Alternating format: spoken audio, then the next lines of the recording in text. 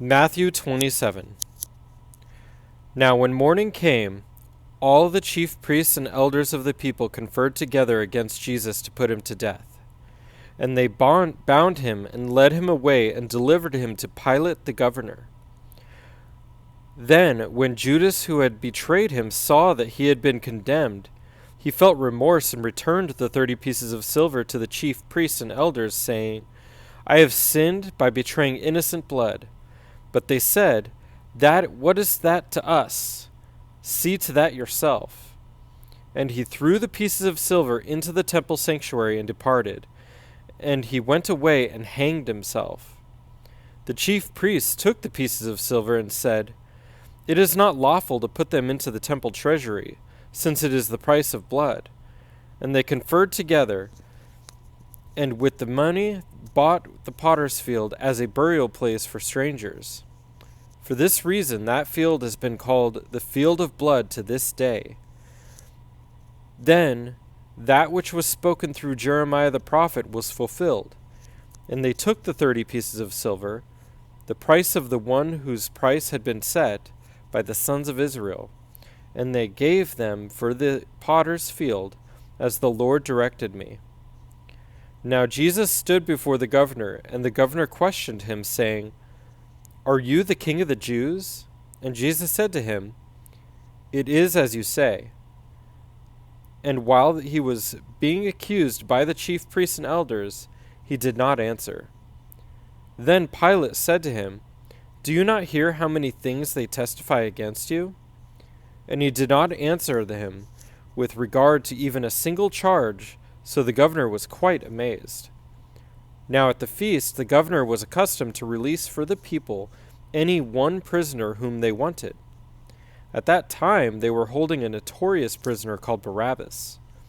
So when the people gathered together, Pilate said to them, Whom do you want me to release to you, Barabbas or Jesus, who is called Christ? For he knew that because of envy they had handed him over. While he was sitting on the judgment seat, his wife sent him a message saying, Have nothing to do with this righteous man, for last night I suffered greatly in a dream because of him. But the chief priests and the elders persuaded the crowds to ask for Barabbas and to put Jesus to death. But the governor said to them, Which of the two do you want me to release to you? And they said, Barabbas. Pilate said to them, Then what shall I do with Jesus, who is called Christ? They all said, Crucify him. And he said, Why, what evil has he done? But they kept shouting all the more, saying, Crucify him. When Pilate saw that he was accomplishing nothing, but rather that a riot was starting, he took water and washed his hands in front of the crowd, saying, I am innocent of this man's blood. See to that yourselves. And all the people said, His blood shall be on us and on our children. Then he released Barabbas for them, but after having Jesus scourged, he handed him over to be crucified. Then the soldiers of the governor took Jesus into the praetorium and gathered the whole Roman cohort around him. They stripped him and put a scarlet robe on him, and after twisting together a crown of thorns, they put it on his head, and a reed in his right hand. And they knelt down before him and mocked him, saying, Hail, King of the Jews!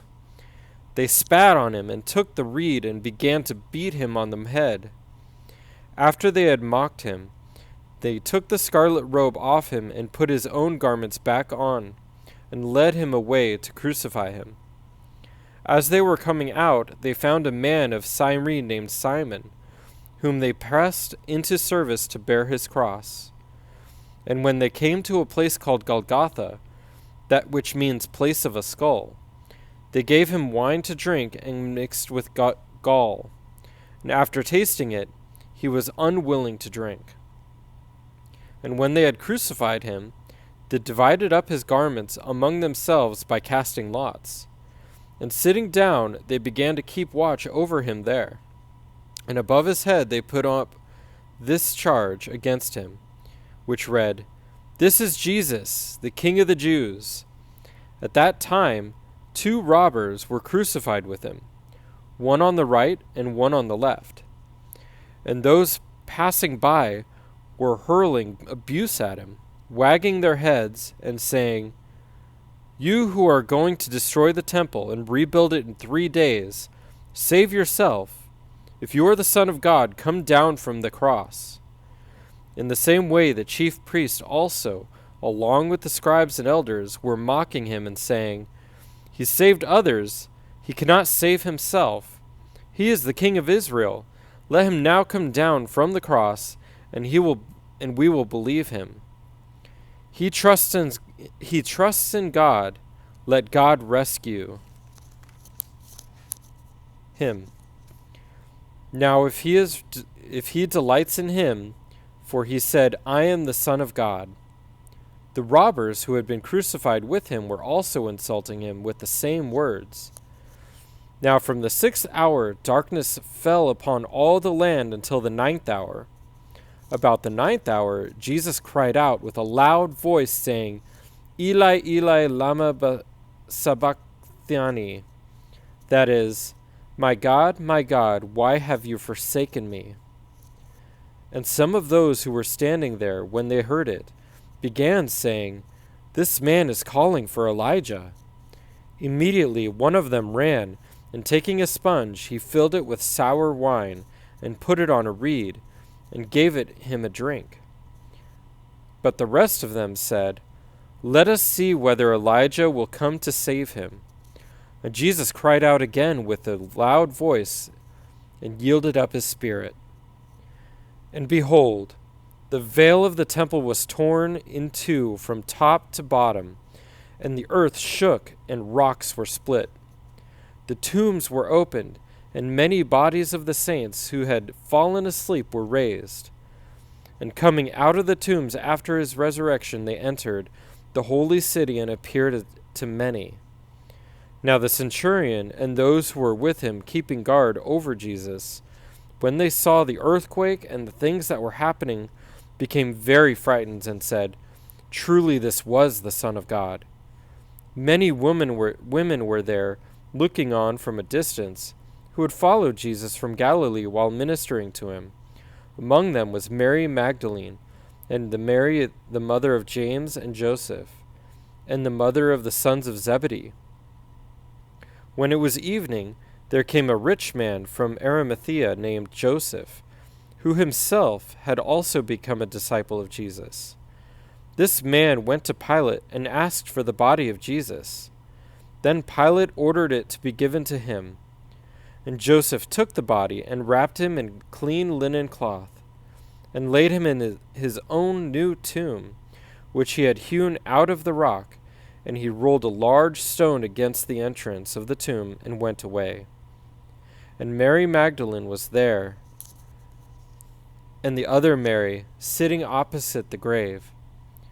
Now on the next day, the day after the preparation, the chief priests and the Pharisees gathered together with Pilate, and said, "Sir, we remember that when he was still alive, that deceiver said, 'After 3 days I am to rise again.'